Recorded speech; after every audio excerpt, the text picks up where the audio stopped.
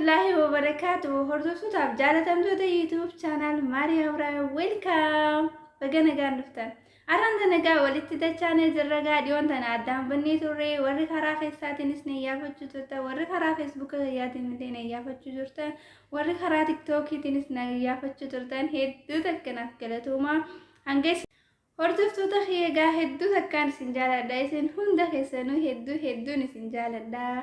Naaf galatooma karaa keessaatiin ne iyyaafachuu keessaniif illee jaalala hangam takka akka isin naaf qabdan na agarsiistan garuu akkuma isin na jaalatan taran anillee isin jaaladha hedduu takka naaf galatooma. Ayyaarran tanagaa akkuma duraan walitti hojii turretti har'allee walitti dachaanee jirra. Gorsa kanarraa akka irraa barattan yookaan ammoo akka irraa hubattan abdiin qaba. Beekaa ta'uu kee osoo hin mirkaneessine beekumsa namaa hin tuffatin akkasuma salphina namaaf hawwiin kee durarra salphachuu kee sirriitti mirkaneessi beeki. Qabeenya nama boonsuu irraa amalaa fi qalbii nama boonsitu qabaachuu irra wayya.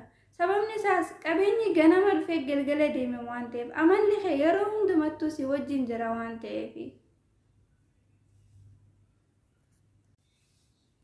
Haadha manaa gaarii filachuun kan durarra ofii keetiif abbaa manaa gaarii ta'eeti of qopheessi. Jaalala jechuun yookaan ammoo bulti jechuun ulaagaa jaalalti si gaafattu yookaan ammoo ulaagaa bultiin san si gaafattu eega guuttee boodarra yookaan kara bultii yookaan kara jaalalatti seenuun dirqama ta'a.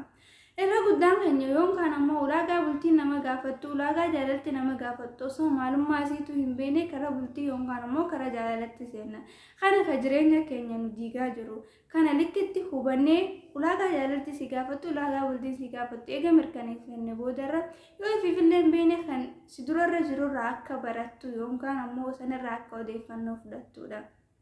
Irra guddaan keenya kana ka bultii nu diigaa jiru yookaan ammoo kana ka jireenya keenya nu laaqaa jiru. Jaalalli inni zamana kana akka kubbaa miilaati. Kubbaa miilaa namummaatu gamanaaf gamana dhiita waan ta'eef.